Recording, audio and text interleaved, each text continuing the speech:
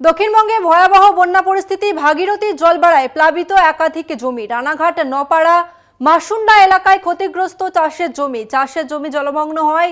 সমস্যার মুখে পড়েছেন চাষিরা। সরকারি সাহায্যের দাবি চাষিদের। ভাগীরথীর জল বাড়ায় প্লাবিত একাধিক জমি। রানাঘাটে, নপাড়া, মাসুন্ডা এলাকায় ক্ষতিগ্রস্ত চাষের জমি এবং চাষের জমি জলমগ্ন হওয়ার কারণে সমস্যার সম্মুখীন হয়েছেন চাষিরা।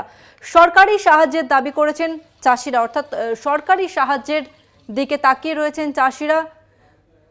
ভাগীরথীর জল বাড়াতে প্লাবিত একাধিক চাষের জমি জলের তলায় এবং এই মুহূর্তে রানাঘাট, নপাড়া, মাসুন্ডা এলাকায় ক্ষতিগ্রস্ত চাষের জমি।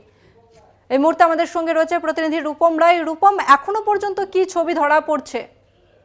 দেখো তসমিনা, এই যে ভাগীরথীর জল যখন থেকে বাড়া শুরু হয়েছে তারপর থেকে কিন্তু চিন্তার ভাগ ছিল যে এই জল চাষের জমিতে চলে যায় কিনা, কিন্তু সেই চিত্রে ধরা পড়লে এবার রানাঘাট, নপাড়া, মাসুন্ডা এলাকায় এই ভাগীরথীর জল ঢুকে গেছে। একেবারে যে সমস্ত ফসলগুলি মাঠের ছিল সেগুলি পুরোপুরি জলের তলায় এবং শুধু চাষের জমিতে এই যে ফসলে জল ঢোকার কারণে এখন রীতিমতো কপালে মাথায় হাত চাষিদের। তাদের একটাই কথা, ঋণ নিয়ে তারা এই চাষ করেছিলেন, কিন্তু তারপরে এই যে জল ঢুকেছে এখন কিভাবে কি করবেন সেভাবেই তারা দিশেহারা হয়ে পড়েছেন। এবং সব থেকে বড় ঘটনা, তারা অনেক টাকার ক্ষয়ক্ষতির মুখে পড়ে গেছেন এবং সামনেই পুজো, পরিবারের এই যে অনুষ্ঠান সামনে রয়েছে সেখানে আনন্দ উৎসবে কি করে তারা মুখর হবেন। সব থেকে বড় কথা, এই যে ফসল জলের তলায় চলে গেছে, এরপরে এই ফসল বাঁচাতে তারা আরো কি ভাবে এই ফসলকে বাঁচাতে পারবেন সেই চিন্তাও তাদের মধ্যে এখন নেই, কারণ পুরোপুরি এই ফসল জলের তলায় চলে গেছে। এখন তাদের একটাই আশা, যেন সরকার তাদের দিকে মুখ তুলে যায় এবং সরকারি আর্থিক সাহায্য বা সরকার কোনো রকম ভাবে তাদেরকে সাহায্য করুক।